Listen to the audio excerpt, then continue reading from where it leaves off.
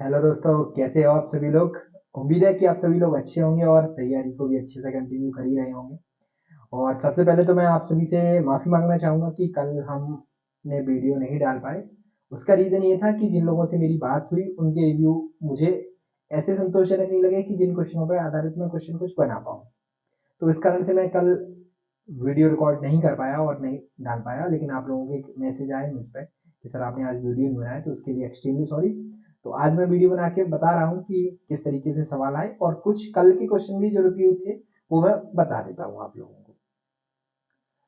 आज स्टार्ट करते हैं, टाइम थोड़ा जल्दी स्पीड से रिव्यू निकालते हैं अपना अपना आज का। और पैटर्न वही चल रहा है देखने के लिए अभी तक, जो अभी तक चल रहा था।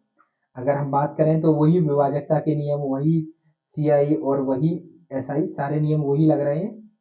बस शर्त ये है कि अब आप तैयारी कितने अच्छे से और क्वेश्चनों को कितने अच्छे तरीके से करते हैं, बस ये डिपेंड करता है आप पे। अगर मैं बात करूं तो वही विभाजकता के नियम आ रहे हैं अभी भी। सीआई से 3 से 4 क्वेश्चन आ रहे हैं, लेकिन हाँ, आज जिन लोगों ने स्टूडेंटों ने मुझे रिव्यू दिया, बहुत अच्छा रिव्यू दिया, उसके लिए धन्यवाद अतुल को। और एवरेज, एलसीएम और mixture, age, LCM, profit loss, ratio proportion, क्षेत्रफल, आयतन। हाँ, एक मुझे क्वेश्चन देखने को मिला वर्गात्मक समीकरण, क्वाड्रेटिक इक्वेशन। उसके लिए मैं नेहा का बहुत बहुत धन्यवाद करूंगा। उसने बताया कि सर एक ऐसा भी आया वर्गात्मक समीकरण मतलब क्वाड्रेटिक इक्वेशन से क्वेश्चन आया।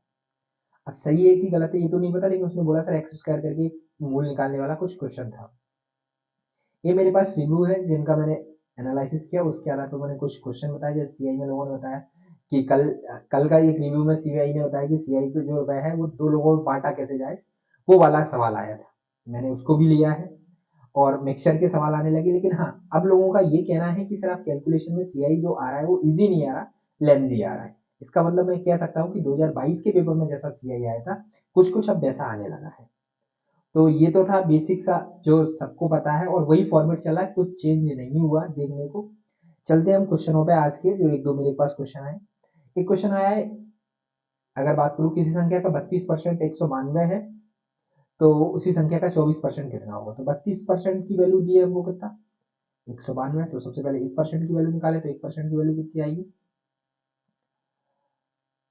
6, 6 दूनी 12, 6 1% की वैल्यू 6, तो 24% की वैल्यू कितनी होगी 24 120, 24 140, 32% का मान 192 है, तो 1% का मान 6 होगा, 24% का मान कितना होगा 144।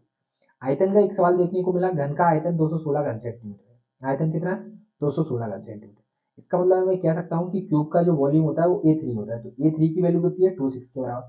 तो ये बराबर कितना आ जाएगा 6। अब उसने टोटल कर्व सरफेस एरिया पूछा है घन का, तो घन का कर्व सरफेस एरिया होता है, संपूर्ण पृष्ठ जो होता है घन का होता है 6a²। 6a² तो 6 × 6 × 6 कितना हो जाएगा, यही सवाल है। टोटल सरफेस एरिया पूछा है ना कि एक पूछा है, ध्यान रखना। घन का संपूर्ण पृष्ठ और वक्र पृष्ठ, संपूर्ण पृष्ठ पूछा है तो 6a² कितना आएगा ये। पहले हमने उसकी भुजा निकाली, भुजा कितनी आई 6a², और संपूर्ण पृष्ठ क्या होता है 6a², फॉर्मूला लगाया तो ये आएगा। और वर्ग सेंटीमीटर में आता है। चलते हैं नेक्स्ट सवाल पे। बेलन के आधार का क्षेत्रफल 44 सेंटीमीटर है, ऊंचाई 15 सेंटीमीटर हो, तो बेलन का आयतन बताइए। अगर मैं बात करूं तो बेलन के बारे में, तो ये बेलन के क्वेश्चन देखने को मिले हैं आज के पेपरों में, इस तरीके से होता है। इसका मतलब नीचे क्या होता है इसमें सर्किल, सर्किल का एरिया कितना दिया 44 सेंटीमीटर। इसका मतलब मैं कह सकता हूँ कि पाई आर स्क्वायर बराबर कितना दिया मुझे 44 सेंटीमीटर, यही होता है बेलन का आधार, यही होता है। अब बेलन का आयतन जो होता है, वो आयतन क्या फॉर्मूला होता है, आयतन का फॉर्मूला होता है पाई आर स्क्वायर एच, यही होता है।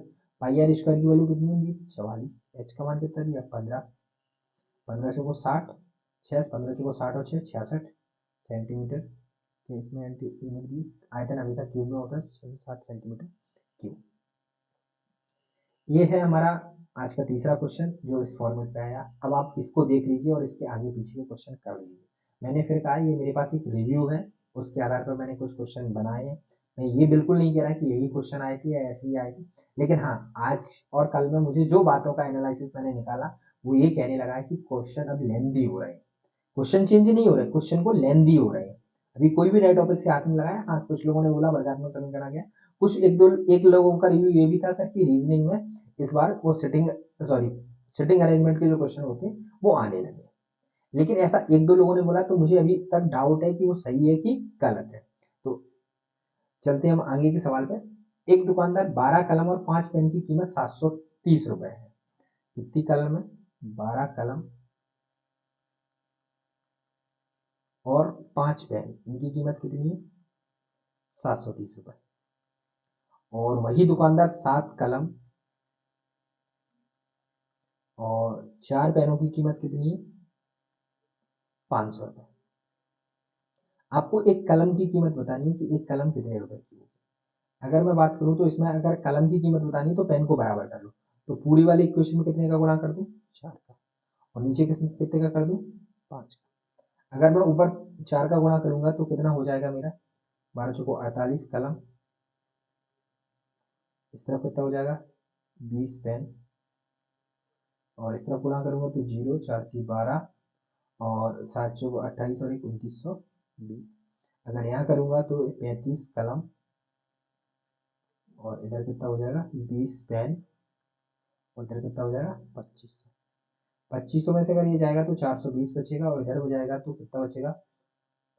अगर बात करें तो 48, 5 और 3 8, 8 कलम की कीमत कितनी हो जाएगी हमारी? 20 पेन, 8 कलम कितनी की हो जाएंगी? 420 की। अगर मैं बात करूँ, मैं सही कर रहा हूँ, तो 2 5 4 420। एक कलम की कीमत कितनी हो जाएगी? एक कलम की कीमत होगी 420 बटे 8 पन 40, 8 दूनी 16, 8 पन 40, 52.5। इसका मतलब ये ऑप्शन कुछ गलत है। एक बार फिर देख लेता हूँ। 12 कलम और 5 पेन, 12 कलम और 5 पेन की कीमत कितनी है? 730 रुपए, ठीक है। और 4 का गुणा कर 4 3 12, 4 7 को 28 और 1 29, और 55 2500, तो इसका कितना बचेगा? 420। तो एक पेन कलम की कीमत कितनी आ गई? 1.5। इसका मतलब ये ऑप्शन गलत है। 12 कलम प्लस 5 पेन बराबर कितने की आई? 730 रुपए की। हमने क्या किया? पेनों की कीमत बराबर कर ली, तो पेनों की कीमत बराबर की, पेनों की संख्या बराबर की, तो 4 का गुणा कहाँ किया? ऊपर। और नीचे कितने का गुणा किया? 5 का गुणा किया। तो इस तरीके से बराबर किया। तो ये पेन से पेन कट गए, 20 पेन से भी, क्योंकि ऊपर भी पेन हो गए, नीचे भी। जब घटाएंगे तो ये माइनस का निशान, यहाँ भी माइनस का निशान, और ये भी माइनस का। तो इस तरफ से कितना हो जाए? 25 में से 9 में से 5 गया 420। 8 कलम है तो एक पेन की कलम की कीमत कितनी आएगी? 52.5। क्वेश्चन ये बनाया हुआ है, उसने बताया ऑप्शन कुछ इस तरीके से, तो मैंने लिख लिए। तो इसलिए हो सकता है कि ऑप्शन ऊपर नीचे हो गया हो, क्योंकि रिव्यू है। ये तो नहीं कह सकते कि बिल्कुल एक्यूरेट सही आंसर क्यों नहीं आया, लेकिन इस फॉर्मेट का एक सवाल आया, तो इस फॉर्मेट के आप सवाल देख लो। सीधे सीधे कहें तो एक्स विलोपन और वाई विलोपन की तर्ज पे ये सवाल है। चलते हम आगे के सवाल पे। 15,494, ये सवाल कल के फॉर्मेट में बताया था, जो मैंने आज लिख लिया है। 15,499 494 रुपए को ए और बी में इस प्रकार बांटा गया कि 9 वर्ष बाद ए का मिश्र धन 11 वर्ष बाद बी के मिश्र धन के बराबर है। मतलब हमारे पास टोटल रुपए कितना था? 15,494। और ये कितने लोगों में बांटा गया? ए और बी में। ए को दिया गया है पैसा 11 साल के लिए, और बी को दिया गया है कितने साल के लिए? सॉरी, ए को दिया गया है 9 साल के लिए पैसा, और बी को दिया गया है 11 साल। तो समय में कितना अंतर है?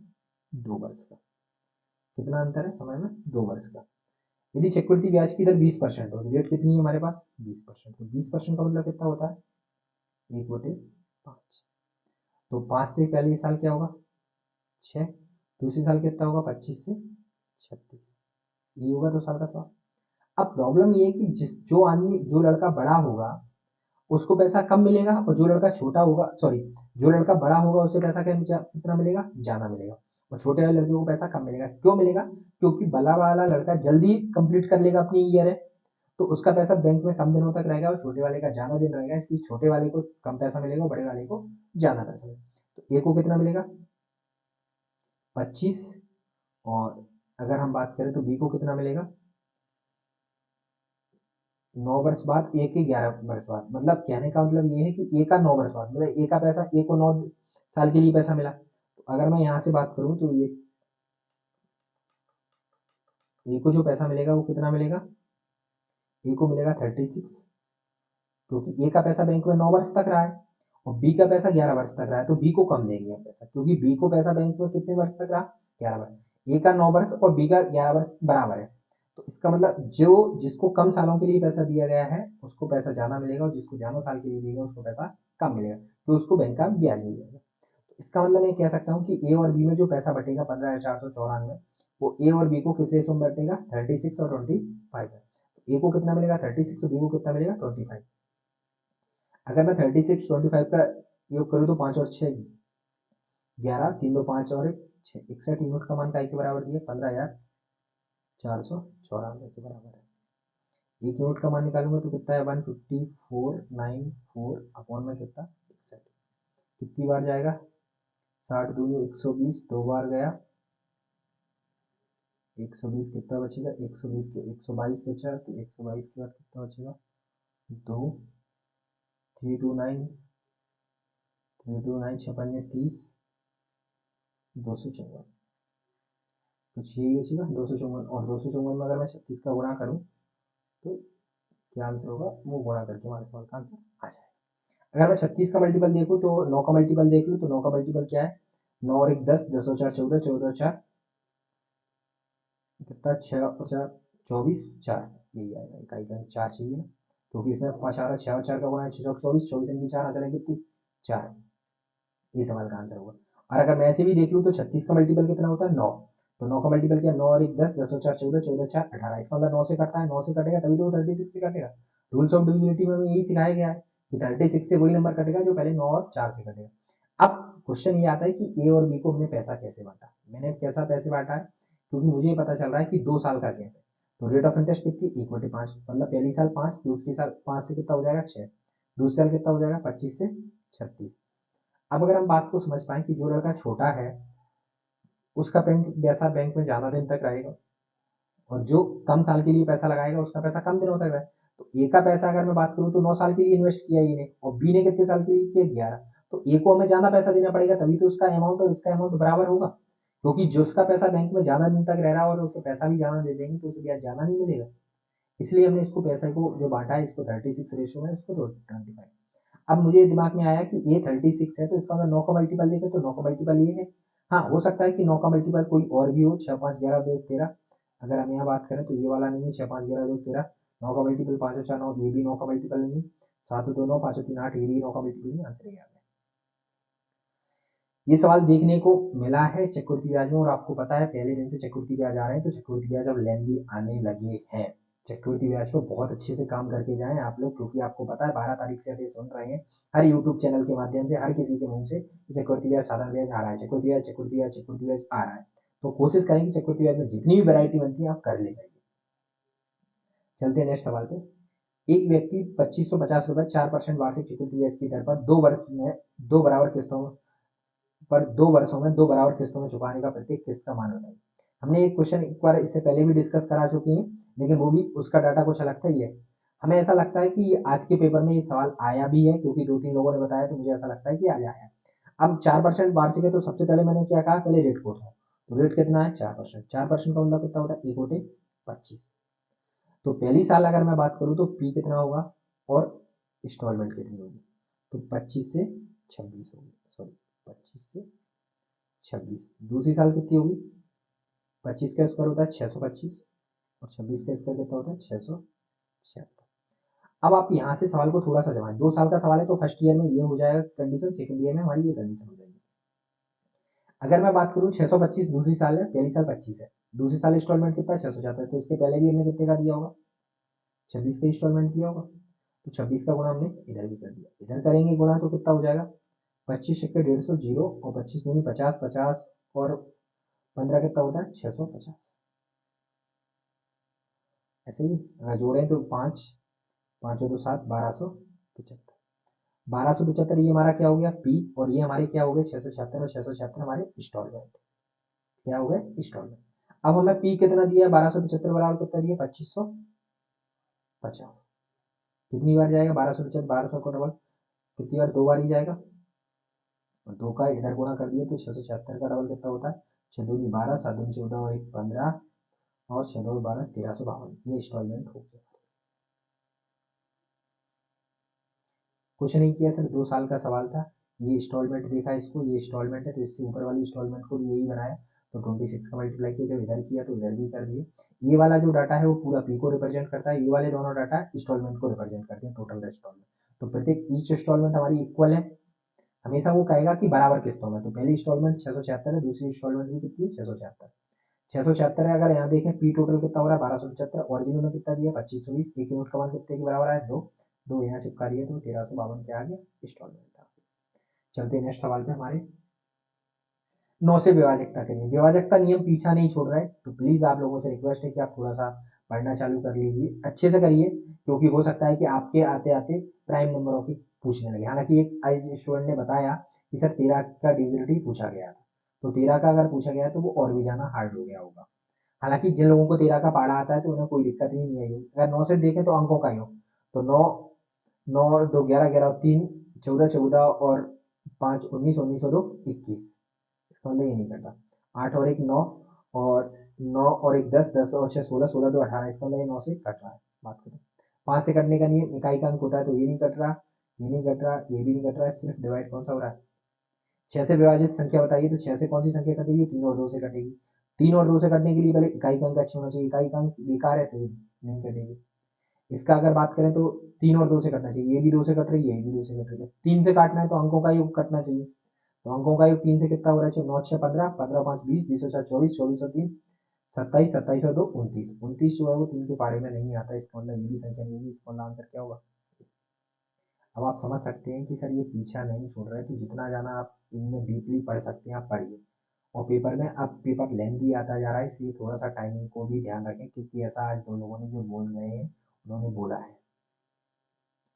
मैं फिर कह रहा हूँ बार बार कि पेपर वही फॉर्मेट का आ रहा है, अभी तक कोई चेंजेस देखने को नहीं मिले, बहुत जाना। हाँ, एक आध दो क्वेश्चन ऊपर नीचे हो सकता है, लेकिन जाना बड़ा कोई चेंज एकदम में सडनली पूरा चेंज देखने को नहीं मिला। तो मैं बस, लेकिन लोगों का ये कहना है, जिस अतुल से मेरी बात हुई उसने ये कहा कि सर पेपर थोड़ा सा लेंदी हो गया, तो मैं आपसे फिर कहूंगा कि लेंदी हो गया तो आप इन चीजों पर काम कर लें। जिन लोगों का सितंबर में पेपर है वो तो बहुत ज्यादा गौर से इस पर काम कर ही लें। चलते हैं नेक्स्ट सवाल पे। हाँ, एक सवाल ये जो मैंने बताया था कि उसने ये बताया था कि सर एक वर्गात्मक समीकरण का क्वाड्रेटिक क्वेश्चन आया, तो मैंने कुछ इसको लिखा है। अब मैं ये नहीं कह रहा कि ऐसा ही आया हो, कुछ और भी हो सकता है। 2x² माइनस 5x माइनस 18 के मूल बताइए।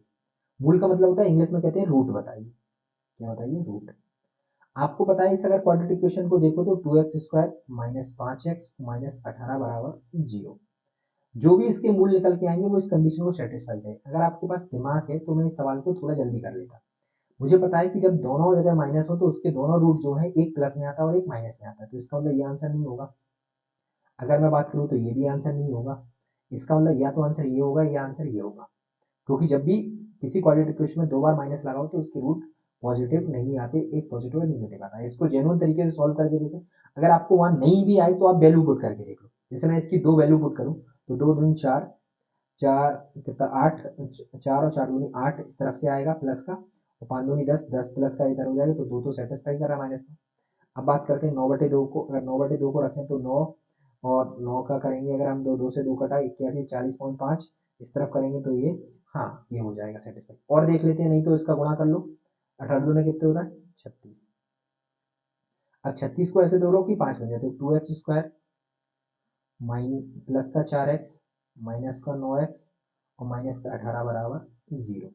2x कॉमन लो तो x प्लस 2 और माइनस 9x प्लस 2 बराबर 0। x बराबर आ जाएगा प्लस 2 बराबर 0, और x बराबर आ जाएगा, सॉरी 2x माइनस 9 बराबर 0। तो पहली वाली इक्वेशन से मान निकलेगा x बराबर -2, दूसरे से निकलेगा x बराबर 9/2, यही आ रहा है। अब आपको अगर नहीं आता ये निकालना क्वाड्रेटिक इक्वेशन, तो आप इसके मान रख के सॉल्व कर लीजिए दोनों मानों को, कि सर जो इस पर रखने के बाद इसकी वैल्यू को 0 कर दे। अगर मैं बात करूँ तो इसका -2 इसका -2 दोनों में कॉमन है, लेकिन जब मैं इसको 3/2 रखूंगा तो ये मान 0 नहीं होगा। 3/2 जब मैं रखूंगा तो ये कितना हो जाएगा, इस अगर मैं इसको रख के दिखा दूँ आपको इसका 3/2, तो 2x² 3/2 रखूंगा तो ये 9/4 हो जाएगा। 5 इंटू 3/2 और माइनस का 18, इसको काटूंगा तो 2, 4.5 ये हो जाएगा, 5 15 ये माइनस का 7.5 ये हो जाएगा, माइनस का 18। कैसे भी 0 नहीं हो रहा तो मैंने कहा इसको हटाओ। तो आंसर हमारा क्या होगा, बी। ये थे हमारे मैथ्स के क्वेश्चन जो मुझे पता चले और जो मुझे ऐसा लगा कि इन क्वेश्चनों को इस फॉर्मेट में पूछे गए होंगे। मैं ये बिल्कुल भी नहीं कह रहा कि मैं जो बता रहा हूँ पेपर वही आ रहा है, लेकिन मेरा जो सितंबर में पेपर देने जा रहे वाले हैं उनसे मेरी रिक्वेस्ट है कि अभी तक ट्रेन से हाथ नहीं लगाया उन्होंने, टाइम एंड स्पीड डिस्टेंस से नहीं लगाया, बूट एंड डिस्टेंस से नहीं लगाया, टाइम एंड वर्क से एक आध दो लोगों ने ही बोला है कि टाइम एंड वर्क का क्वेश्चन आ रहा है, वरना ज्यादा लोगों ने नहीं बोला। रेशियो प्रोपोर्शन एलसीएम एचसीएफ पूछ रहा है, एलसीएम एचसीएफ एवरेज भी पूछ रहा है, एज भी पूछ रहा है। हाँ, आज कुछ लोगों ने ये भी बोला कि सर मिक्सचर के क्वेश्चन पूछे जा रहे हैं।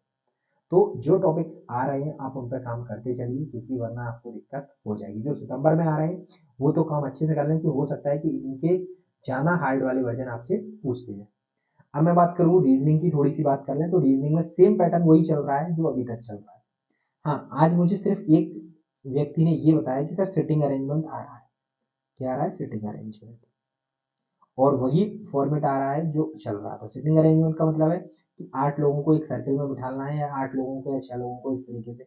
अब वो इन फेसिंग हो सकते हैं, आउट फेसिंग हो सकते हैं। इस तरीके से 2 से 3 क्वेश्चन देखने को मिलेंगे, बस इतना डाटा मिला। क्लॉक आ नहीं रहा, कैलेंडर आ नहीं रहा, डाइस आ नहीं रहा, काउंटिंग फिगर आ नहीं रही। हाँ, क्लॉक और वो सॉरी जो अपने अभी तक अपने चल रहे हैं दर्पण वाले, वो बिल्कुल चल ही रहे हैं, 4 से 5 सवाल आ ही रहे हैं। या तो वाले लॉजिक वाले क्वेश्चन आ रहे हैं। हाँ, एक चीज और देखने को मिली आज, वो है पूर्व धारणा, स्टेटमेंट एजप्शन, पूर्व धारणाएं।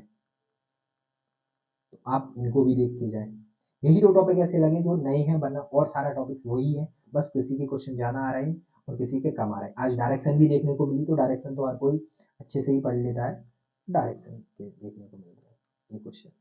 ये 3 टॉपिक हमें देखने को ऐसा मिलने लग रहे हैं कि ये अब आना स्टार्ट हो रहे हैं आगे। तो जिन लोगों के आगे टर्म पेपर है, वो सिटिंग अरेंजमेंट, पूर्व धारणा और डायरेक्शन पे काम कर रहे हैं। या तो या वाले आ ही रहे हैं 3 से 4, और क्या बोलते हैं, हम अगर बात करें तो कथन निष्कर्ष सिलोजिज्म बोलते हैं, जैसे सभी कुत्ते बिल्ली और सभी घोड़े जानवर, वो क्वेश्चन आ ही रहे हैं बिल्कुल सेम टू सेम। उसके बाद अगर हम थोड़ी सी चर्चा और कर लें, तो रीजनिंग की अगर मैं बात करूं, रीजनिंग की तो होगी सॉरी, अब अगर मैं बात करूं जीके की और साइंस की, अगर मैं बात करूं जीके में, तो जीके में वही मैथ किताब, प्राचीन इतिहास, इनसे क्वेश्चन पूछे जा रहे हैं। तो जितना हो सके, मैं ये नहीं कहूँगा कि आप जो पढ़ के जाओ वो, लेकिन जब तक आपका पेपर नहीं है तब तक आप इनसे रोज पढ़िए, अच्छे से अच्छी चीज़ें पढ़िए, नृत्य के बारे में पढ़िए कि कौन किससे जोश। अब जैसे आज एक बता रहा था कि वो किस जोशी का नाम पूछा था, किस राजघराने से संबंधित है। तो ये चीज़ें हैं। प्राचीन इतिहास में पूछा गया था कि क्या बोलते हैं, आधुनिक भारत में कौन थे जो उन्होंने पंजाब नेशनल बैंक से वो की थी, मतलब पंजाब नेशनल बैंक को पैसा दिया था, ऐसा कुछ पूछा गया था। और हल्दी घाटी का वो कौन सा एक युद्ध के बारे में पूछा गया था, पानीपत के प्रथम युद्ध में कौन था। तो इस तरीके से क्वेश्चन देखने को मिले हैं। अब मैं ये नहीं कह सकता कि कैसे मिले हैं, लेकिन आपको मिल रहा है, तो आप बिल्कुल रोज प्राचीन इतिहास पढ़िए, स्टैटिक्स पढ़िए, ज्यादा से ज्यादा विविध पढ़िए, जितनी हो सकती है आप ज्यादा से ज्यादा पढ़िए विविध को, क्योंकि ये चीजें वेटेज आ रहा है। साइंस भी के 10 से 12 15 क्वेश्चन जो देखने को मिल रहे थे वो बिल्कुल मिल रहे हैं। तो इनके बारे में चर्चा ज़्यादा नहीं करूंगा, क्योंकि मेरा जो ऑलरेडी मैथ रीजनिंग बनाने का उद्देश्य है। लेकिन ये नहीं कह रहा मैं साइंस आप नहीं पढ़े, साइंस भी पढ़े, जीके भी पढ़े, लेकिन आपके भरोसेमंद जो है वो रीजनिंग मैथ है। रीजनिंग मैथ सारे लोगों का सही हो रहा है, अगर आपका गलत हो गया तो दिक्कत हो जाएगी, क्योंकि पेपर इतना लेंदी आ ही नहीं रहा। हर कोई ये कह रहा है कि रीजनिंग मैथ तो सर जिसने भी थोड़ा बहुत पढ़ा वो है। लेकिन मेरा उद्देश्य ये है कि इन पे आप भरोसा नहीं कर सकते, रीजनिंग मैथ पे आप भरोसा कर सकते। तो उसको जितना ज़्यादा हो सकता है पढ़िए, और अच्छी से अच्छी कोशिश करिए कि आप अच्छे से अच्छा स्कोर करें। Okay, thank you very much.